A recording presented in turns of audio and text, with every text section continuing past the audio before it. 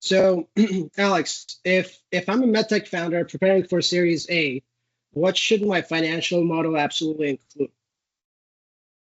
So David, that's a great question. Your Series A model is very important because you need to be able to show a clear development path, clinical trial path. You need to show that you have a comprehensive understanding of what it takes to take your idea to a commercially viable product. Then once you've got to the stage of a commercially viable product, you need to have a robust revenue commercialization model that shows a compelling narrative around the opportunity that is out there. What is the addressable market? What is my sales org and structure going to look like in order to be able to monetize that market? What is my competitive edge? And building all those assumptions into the model to show that you have a commercial product that can one, be profitable and drive cash and drive future value is of importance. Another thing that's really important about your Series A model is the foundation to your credibility. So you want to put a model together at Series A which talks about the costs and timelines associated with your development initiatives, with your clinical trials. You're then going to want to go through, get first in human data, prepare yourself for your pivotal US trial, and then you're going to want to raise Series B ahead of that. If you can go into that Series B raise saying, look, this is what we said at Series A, this is what we've done, and we're holding course on what we need to do through clinical to get this product to market, will you continue funding our business? You've got that credibility that stems from your Series A model. If you come in at Series B and you have a drastically different model, then your credibility is instantly questioned, and people aren't per se going to believe you're going to do what you say you're going to do if you didn't do what you said you were going to do last time. Why is budgeting so hard for early stage startups in general, but specifically for MedTech startups? Yeah, so you asked David, why is forecasting so difficult at an early stage business? And the reality is there's so much you don't know. And that's the part that I really enjoy. I enjoy working with founders to workshop with them, to really understand everything that it's going to take to turn this idea into a commercially viable product. And then what that product is going to look like once it's out in the market. So that's part I really enjoy. And it's great because it helps me to build the model, to build the financial narrative around the story, around the investment case. But it also helps the founder think through and think about things they hadn't really thought of before, and to really build a more comprehensive understanding themselves of what it's going to take to turn this idea into a commercially viable product. And then to really workshop, does this make economical sense once it's commercialized? You've got to spend 30, 40, 50 million to get this product to market. What does this product look like once it's on market? What is that market opportunity? And how do we monetize that? Because, it's important to build a forward-looking revenue forecast, especially so long in the future. We're going through the development stage now. We're not looking to commercialize a product until 4 years from now. So we're building revenue models based on what we believe the total addressable market to be at that time, what we think the competitive landscape is going to look like at that time. We're looking at past trends of the adoption of similar breakthrough technology and using that as some of our foundational principles to do kind of a top-down approach to what we think the revenue return on this product could look like. But then we also work through, okay, what does it look like to build, develop, and grow a commercial sales team? What is our commercial organization going to look like, and what does this look like at scale? Do the economics make sense at scale? Is there enough profit? Can we get our cost of sales to a point where it makes economically viable sense for this to be a business? Or is it just a great idea that has no application? So it's really important to get ahead of that at the beginning, before sinking in money, before sinking in time.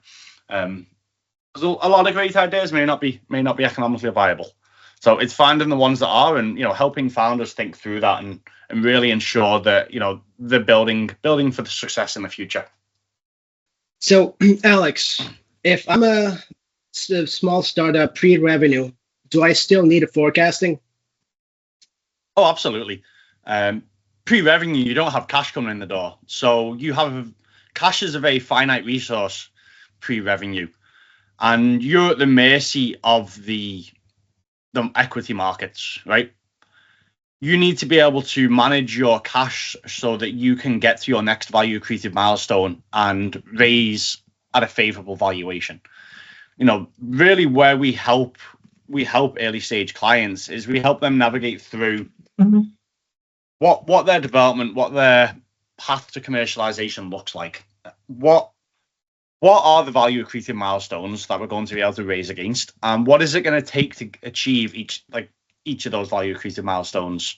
The real goal is to be able to achieve something significant like first in human data, clinical trial, early success, being able to go into an equity round with cash runway on the back of achieving something that drives significant value to the organization, puts you in the driver's seat when it comes to negotiating with venture capitalists. If you're running short of cash and you go into an equity round with your back against the wall, with just shy of achieving your value accretive milestone, or even if you've achieved a value accretive milestone and you've got 6 weeks of cash, 2 months of cash left, you're in a very difficult position where you are at the mercy of the VCs at that point. And the negotiation power is in their hands, which means that they can negotiate more favorable terms, which in essence mean that they're going to ask for a bigger portion of the pie. So, really managing cash and putting yourself in a strong position at equity rounds helps reduce dilution. It helps really keep value with the early stage investors, with the founders. You don't want to give the shop away because your back's against the wall because you've mismanaged the business. So that's why it's really important to manage. Cash is king, right? Managing cash is what most important for these early stage businesses. What's the difference between a model and a real financial strategy? No, I like that. That is a good question. A model is only as good as the input you put into it, right? Garbage in, garbage out, classic saying. So, that's really where we come in as a strategic finance partner. Our approach is to gain an intimate understanding of your business, of all the variables at play, where everyone's head's at, what are the business risks, and to where the business opportunities. We bring all the information together and we put it together in a very thoughtful and methodical way. How do you help MedTech founders prep for board meetings? The importance going into a board meeting is to instill confidence, right? And that's what we do with our models. We build a compelling financial narrative around what is a great business idea. Investors are very financially savvy people. So they want to be convinced that you've got your arms around all aspects or variables of the business. And most importantly, that you understand the money. You know what it's going to take to achieve what you want to achieve. It's going to cost X million to get through development. It's going to cost Y million to get through clinical. And to be able to put forth a compelling narrative around what the business looks like going forward. It's all about, as a leader, those board meetings are about instilling investor and shareholder confidence, but also leaning on your investors, right? They're a partner. It's, look, this is everything we've talked about, we've gone through, we've been very thoughtful. Give us your perspective, help guide. We're in this together. We're a team. A lot of people think that it's purely a report out function, but I think there's a lot of value in leaning on your investors as a strategic partner to really provide that oversight, that broader market perspective. These are very experienced people. So I think going into those board meetings with a very open dialogue, you need to go in, be very crisp and clear about what you want to communicate and what you want feedback on, but you also want to leave opportunity for an open dialogue. I think there's a lot of value in those discussions. And from the other side of this, how do investors generally view your role as someone advising the founders when it comes to board meetings and meetings between investors and founders? Yep, it comes back to what I keep hitting on: credibility. Right? Say you're going to do something and do it, and do that over and over again, and you're going to build that credibility. And you want investors to look at what we do as comfort for them. So FP&A Consulting told me, if we make this decision, this will be the financial impact. And we want the investor to go, yeah, we trust these guys. They've got a proven track record of doing so. And the reality is we do. I've thought about this a lot as we've been pitching the business, and our real kind of core value proposition is our forecast accuracy, our ability to look into the future and project the business, and to give solid strategical finance guidance based on all the variables that are out there, and being able to accurately project the future. A good parallel for you, right, is if you watch the weather. The weatherman tells you it's going to be 75 degrees next week. If it's 75 degrees next week and the weatherman tells you it's going to be 80 degrees the week after, you're likely to believe him that it's going to be 80 degrees the week after. But if the weatherman tells you it's going to be 75 degrees next week and it's 60 degrees, then you don't believe what he's going to say. And that's very much with what we do. We tell you we're going to spend $3 million over the next 12 months. If we spend $3 million over the next 12 months and achieve what we say we're going to achieve, then we've established that credibility. The founder has established that credibility with the shareholders. If we tell them we're going to spend $3 million and we spend $6 million, or we spend $1 million, unless we have a compelling story as to why we went in a different direction than what we communicated, then we have no credibility. And who's going to put their hand in the pocket and lay out millions of dollars to someone who doesn't instill credibility in them? How early is too early to bring in FP&A help? You need to have an idea. And I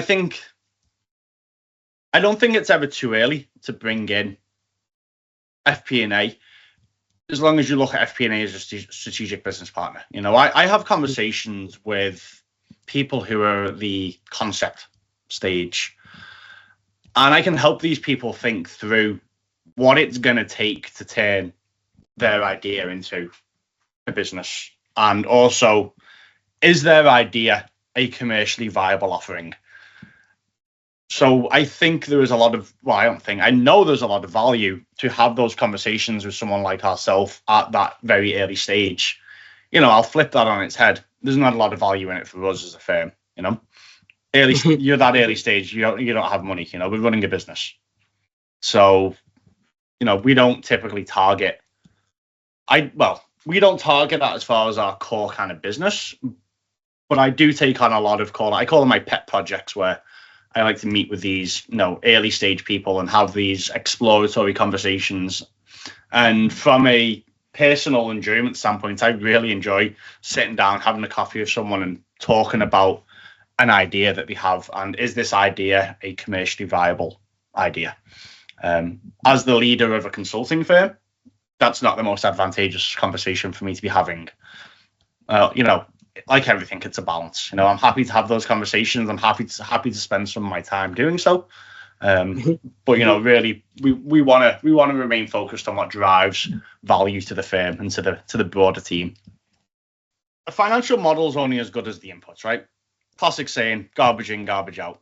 Anyone can do A plus B equals C. But strategic finance partnering is gaining a deep understanding of the business and being able to bring in a wealth of knowledge to help founders think through all the variables that could impact the business plan. Because by gathering all the variables, understanding everything that needs to be achieved in order to be successful, helps you build a balanced forecast that accounts for the risk, accounts for the opportunity. is inclusive of everything that needs to occur in order to enable success. So that's really what a strategic finance partner does. They build a model with a compelling financial narrative that has taken all these variables into account.